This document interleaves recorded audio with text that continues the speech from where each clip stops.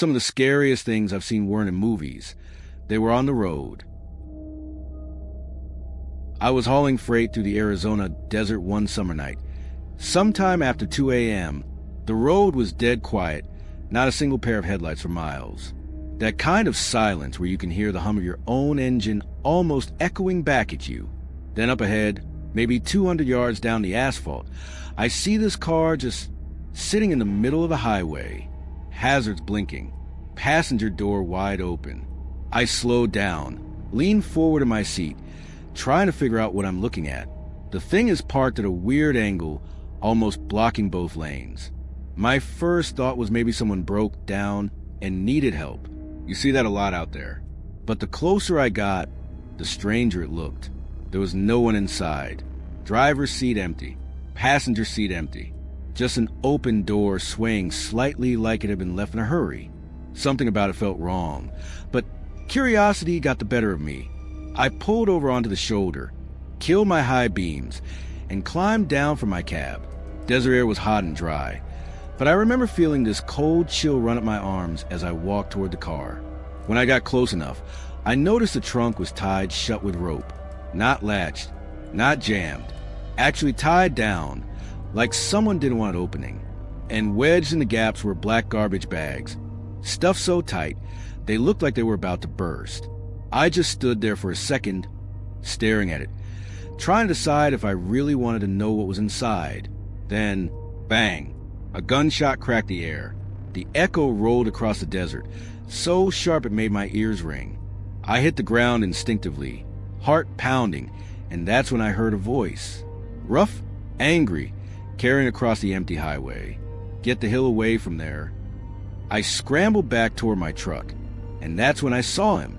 A man with red hair, wearing dirty overalls, stepping out from the brush on the side of the road. One hand holding a shovel, the other gripping a rifle. He wasn't running. He wasn't stumbling around like some lunatic. He walked slow, steady, like he knew exactly what he was doing, and his eyes locked on me the whole time. I didn't wait around to find out what came next. I sprinted back to my rig, fired it up, and floored it down the highway. But when I checked my mirrors, I nearly choked on my breath. Headlights.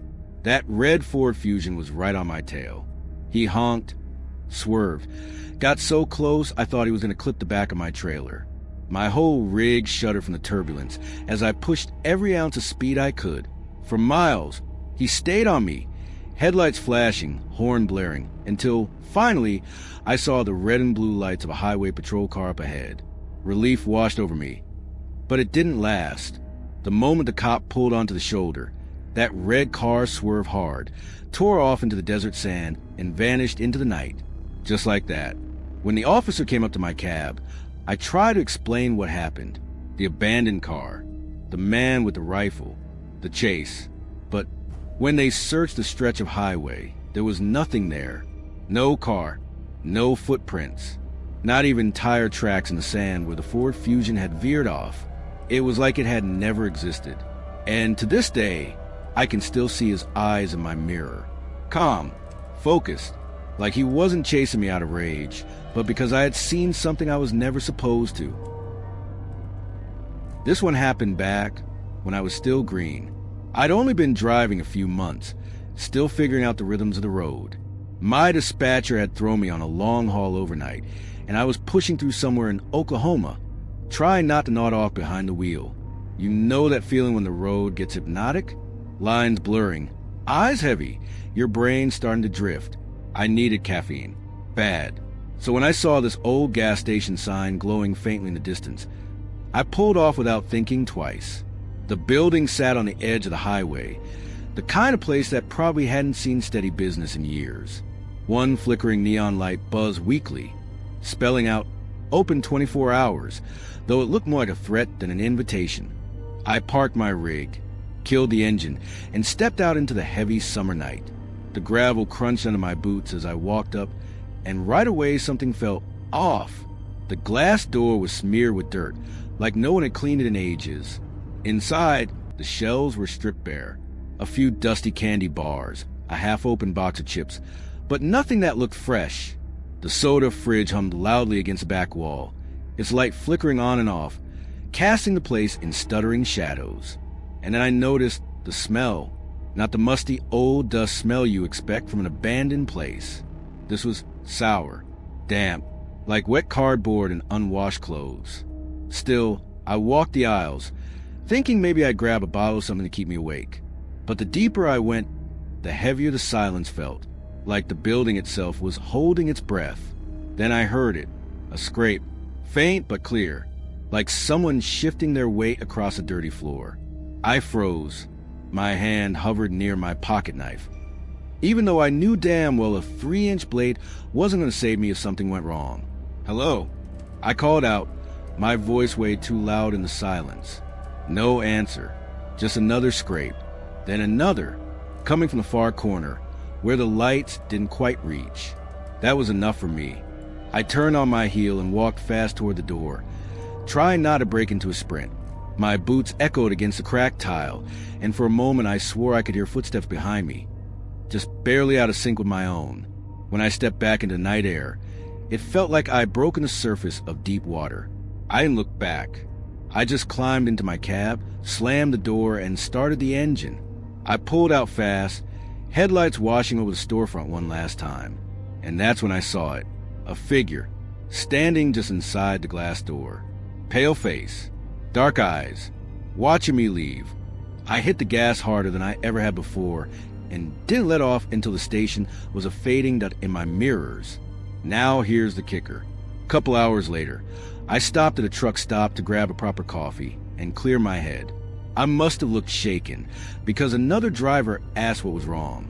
I told him about the abandoned station, how it looked like it hadn't been touched in years, but the lights were still on. His expression changed instantly. "Which exit?" he asked. I told him, and he shook his head. That place burned down 5 years ago. I laughed it off at first, but he wasn't joking. Said the building was condemned after a fire, boarded up, never rebuilt. I went back through there a few months later, in the daytime, just to prove him wrong.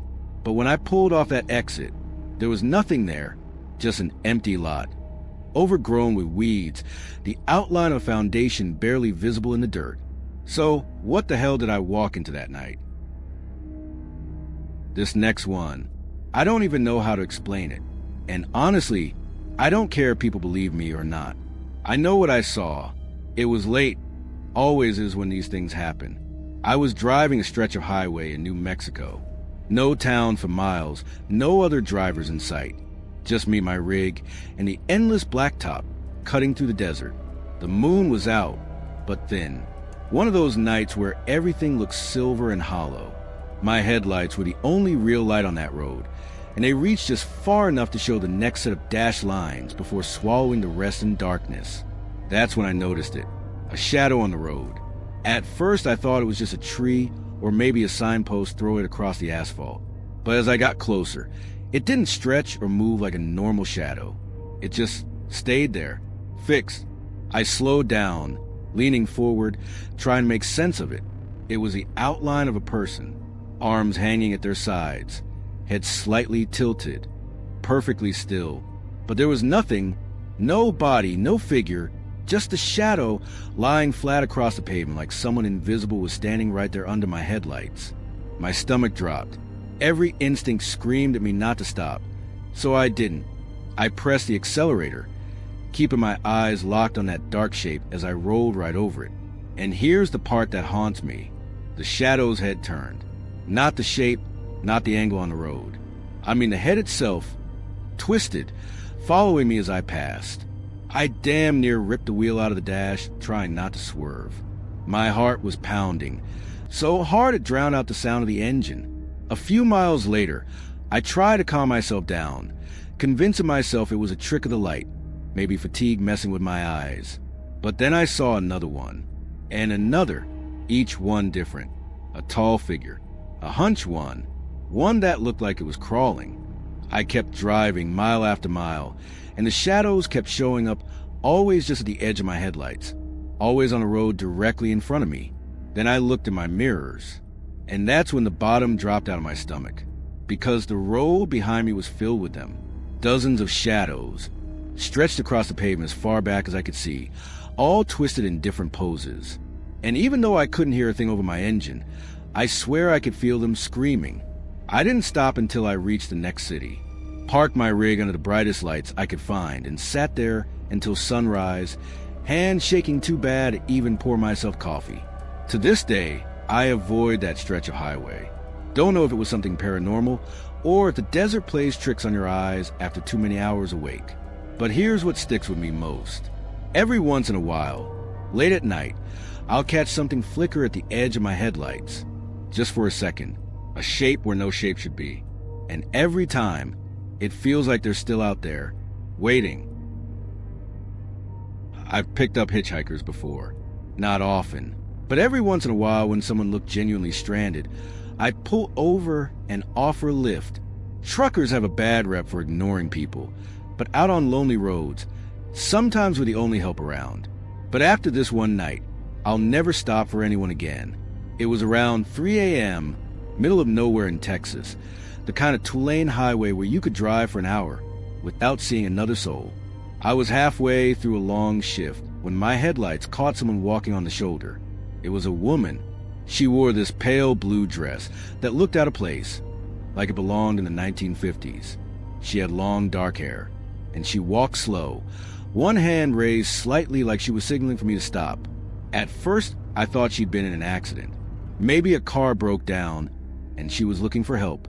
So against my better judgment, I slowed, rolled down my passenger side window, and leaned across the cab. "Need a ride?" I called out. She didn't answer, just turned her head toward me. And I'll never forget what I saw. Her face was pale, too pale, almost gray, and her eyes looked cloudy, like smoke trapped behind glass.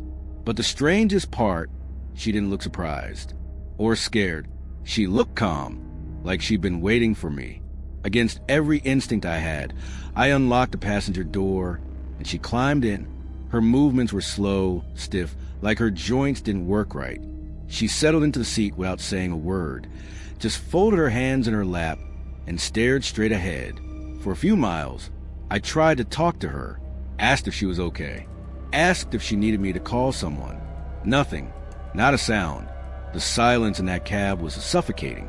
Finally, I glanced over at her, and she was gone. The seat was empty. No sound, no door opening, no movement, just gone. My stomach lurched, and I nearly drove off the road. I slammed the brakes, pulled onto the shoulder, and flipped on every light I had. I searched the cab, the trailer, even the road behind me. Nothing. She had vanished. I sat there for a long time, trying to calm my breathing.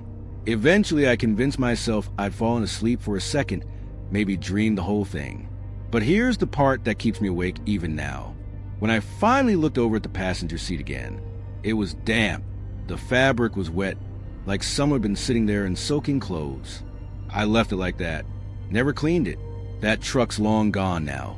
But sometimes I wonder who's driving it, and if they've ever felt the same cold chill I did when she first turned her cloudy eyes toward me. Some of the scariest things I've dealt with on the road haven't been ghosts or shadows.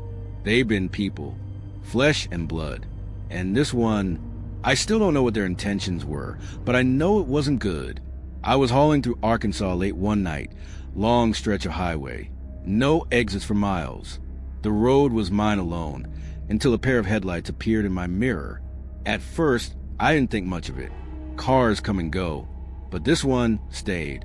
No matter how fast or slow I went, they matched my speed perfectly. Not close enough to tailgate, but just far enough back to stay in my mirrors. 10 minutes went by, then 20, 30, and those headlights never left. I told myself it was coincidence. Maybe another night I'll just cruising along. But then the car edged closer. High beams flashed once. Then again, I tapped my brakes, hoping they'd get the message. Instead, they drifted even closer, hugging my blind spot where I couldn't quite see them. My skin crawled, every nerve on high alert. I switched lanes. So did they. I slowed down. They slowed down. At that point, my hands were slick with sweat on the wheel. I knew I couldn't just pull over. not on a dark stretch of road like this with no one around. So I did what truckers are taught to do when things feel wrong. I got on the CB radio and started calling out, hoping another driver nearby might hear. Nothing but static. The car lingered there for almost an hour. I could feel them watching me, waiting, and the longer it went on, the more I started to wonder if they were planning something. Finally, up ahead, I spotted Salvation, a brightly lit way station, open late. I signaled hard, pulled off, and rolled in. The car followed me up the ramp, but right before the entrance, they swerved, tires screeching, and bolted back onto the highway. I never saw their face. Never even got a clear look at the car, just those damn headlights glued to me in the mirror. But here's the part that chills me the most. When I stopped inside the station, one of the inspectors came over and told me I'd made the right call. He said the stretch of highway had a history, drivers being followed, harassed, even forced off the road. Some of them never made it back. To this day, whenever a car hangs behind me too long, I feel that same cold dread in my chest. Because out there on the open road, you're more vulnerable than you think. And sometimes, the real monsters aren't the ones hiding in the dark. They're the ones with their headlights on, waiting for you to make the wrong move. Every trucker's heard stories. Some are about strange lights in the sky, others about phantom hitchhikers or old rest stops that don't exist anymore. But the one that stuck with me the most came from a night I wish I could forget. I was pushing through Nevada, late, dead tired, but determined to make it another 100 miles before pulling off. Out there, the desert stretches forever, a straight road cutting through nothingness. That's when I saw them. Headlights. At first just a couple way off in the distance. But as I rolled closer, I realized it wasn't just one or two trucks. It was a whole line, at least 10 rigs, perfectly spaced, cruising together in formation. I'd seen convoys before, but something about this one was different. No chatter on the CB, no license plates I could make out, just a line of massive semis, chrome glinting in the moonlight, rumbling steady at 60. I eased in behind them, thinking maybe I could catch a draft and ride along for a while. But almost immediately, something felt wrong.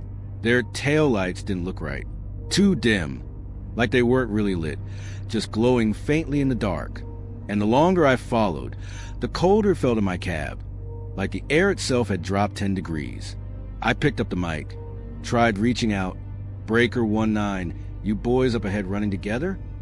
Nothing, just static. Then, without warning, the lead truck swerved, smooth, sharp, all at once, and the whole convoy followed. One by one, they turned off onto a narrow dirt road I hadn't even noticed until that moment. No signals, no hesitation, just a perfect synchronized turn into the desert. Curiosity got the better of me. I slowed, thinking about following them, maybe just to see where a convoy that size was headed at 3 a.m. But when my headlights swept across the turnoff, there were no tire tracks, no dust in the air, no road, just empty desert stretching out under the moonlight. I slammed the brakes and sat there, heart hammering, staring into nothing. I knew what I saw.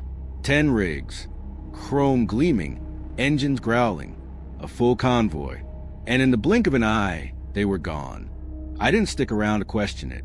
I drove harder than I ever had that night, like the darkness itself was chasing me. And to this day, I wonder, were they ghosts? Spirits of truckers who never made a home? Or something else entirely? Something not meant to be seen by the living? All I know is this. If you're ever driving through Nevada in the dead of night, and you spot a line of trucks running, without a word, don't follow them. Because some roads out there don't lead anywhere you'd ever want to go. The road has a way of changing people. Spend enough nights out there, staring into the endless dark, and you start to realize how thin the line really is between the world you know and the one that waits just beyond the headlights. Some of these stories sound like ghost tales. Others feel all too real. Stalkers, strangers, the kind of dangers you can't explain away. But for the men and women behind the wheel, they're not just campfire stories. They're memories. Encounters that stick with them long after the engine shuts down. Maybe it's exhaustion.